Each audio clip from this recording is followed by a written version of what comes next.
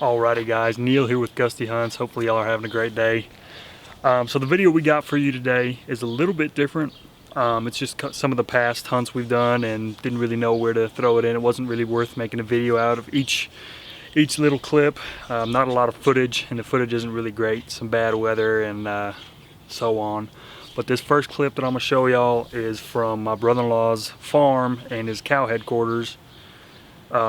My aunt lives out there, and she was saying that there was a lot of coyotes out there. She was saying that there was this pack of 3 that would come by every night and every morning. She would see them, and it's calving season, so I think they had killed like 2 calves out there. So I figured I'd go out there and see if I could take care of a few of them.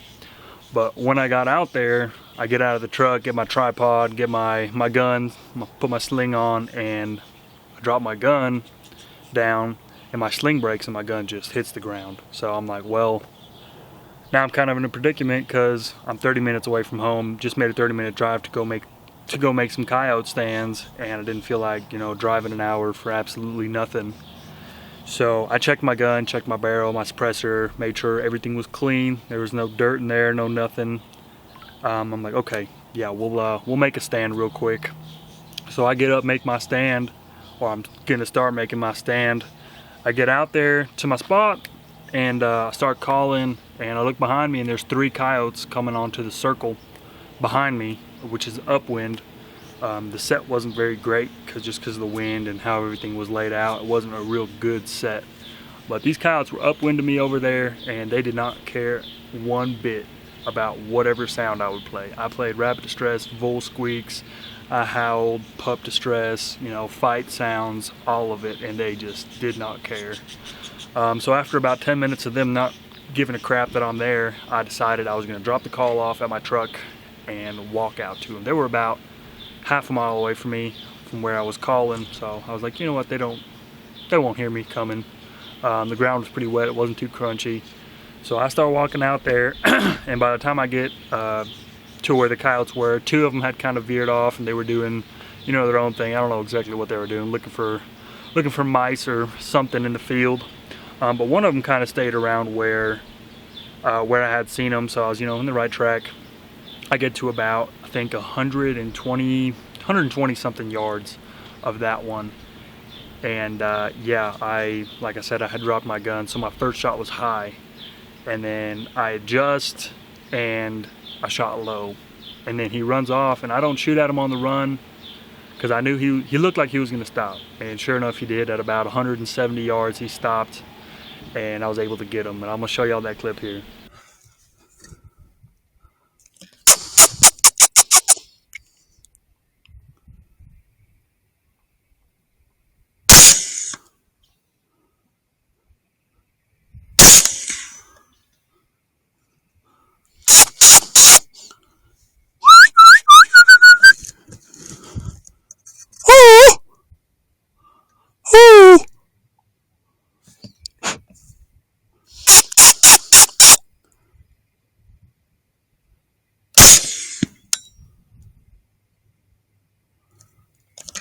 And on these other ones, I had taken my brother-in-law out, who had never shot a coyote before. He had gone to coyote hunting before, but never shot one. So we went out to another farmer that I know, farmer and rancher. He had some cows out there, and this was at the early stages of calving season, and he was like, yeah, there's a bunch of coyotes out there. So we went out there, and it was just, I mean, you want to talk about the worst conditions for coyote calling. Like, absolutely, especially after dark. I mean, it was just terrible. Humidity was high. We had about 20 miles an hour wind. It was just absolutely terrible. But we walked about, on the first set, we walked about, I don't know, probably 200 yards away from the truck, 200-300 yards away from the truck. Started making our stand, and one of them pops up kind of downwind of us at about 12 minutes into the stand, kind of where my truck is parked, and she's coming into the MFK Pound Town, and she gets about 50 yards away from my truck, and she kind of, you can see it, I don't have a video of it, but you see it, she kind of, you know, stops, and she's like, whoa, wait a minute, and she kind of burns out of there a little bit, and I turn on Pup Distress 3, and she comes right back. She ends up 70 yards in front of us, and I tell my brother-in-law, take the shot whenever you want. I know it was real windy, it's hard to stay steady. Tell him, take the shot whenever you want, and I guess his round didn't chamber, because he shoots and there's just a click, no bang. This coyote just looks up at us like, you know, she knows something's up. So I take the shot, I drop her there at 70 yards roughly. And yeah, that one's, I'll show y'all that clip now. That one was kind of neat.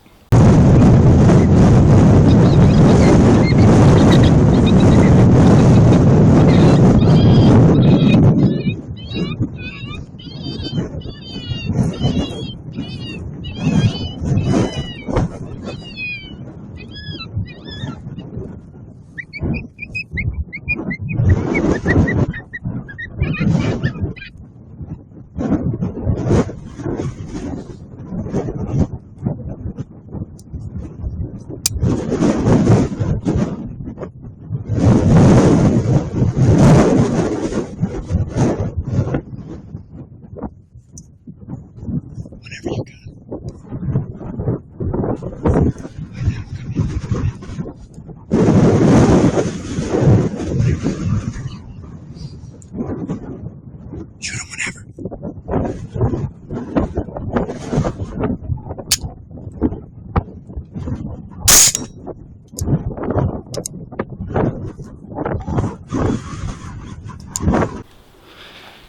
And on the last stand that we made, the conditions just got worse.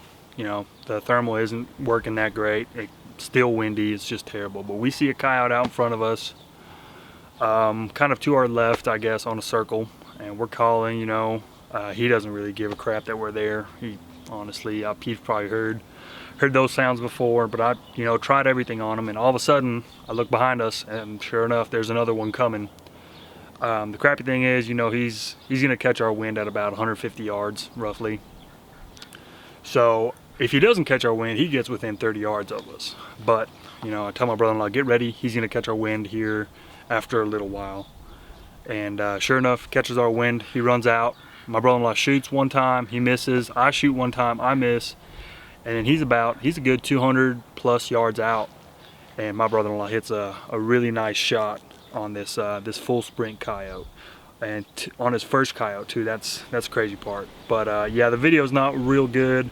It's kind of hard to see. Like I said, weather was terrible, absolutely terrible conditions. But we got it done. We got a double that day. He got his first coyote, which was awesome. And yeah, I'm gonna show y'all that now.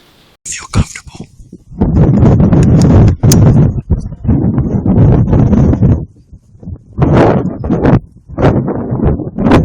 He's 144. Whenever you want him.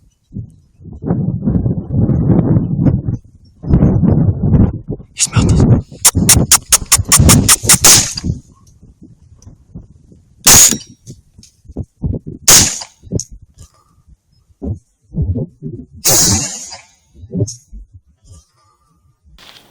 Alright guys, here's my setup that I'm rocking. I'm still rocking my F1 Firearms AR-15 with the Dead Air Nomad suppressor, Pulsar Trail XP50 LRF.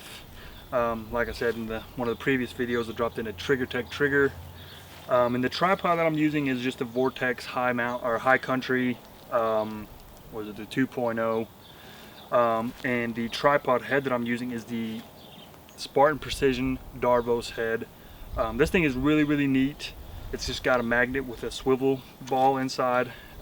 This just clips in here, and these magnets are pretty strong. You're able to, you know, pick up your tripod with it, so it's pretty good. And you can stay pretty steady on this thing if it's not too windy.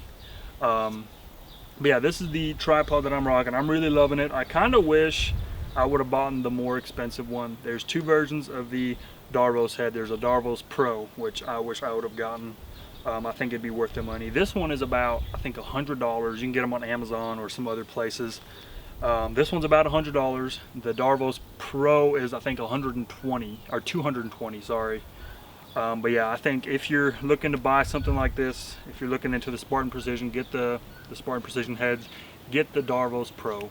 I think it'd be worth it, just because this one isn't quite strong enough to hold my gun steady right here. Even if I tighten it, it'll come down. And the Darvos Pro will be able to hold your gun straight here. So, but yeah guys, that's kind of my setup here. Thank y'all so much for watching. I think that's it. Hopefully we can bring y'all some more videos here very soon. I know life is getting real busy for me, so I can't make any promises, but thank y'all so much for watching. Hopefully y'all enjoyed the video. Leave a like and subscribe. Thank you.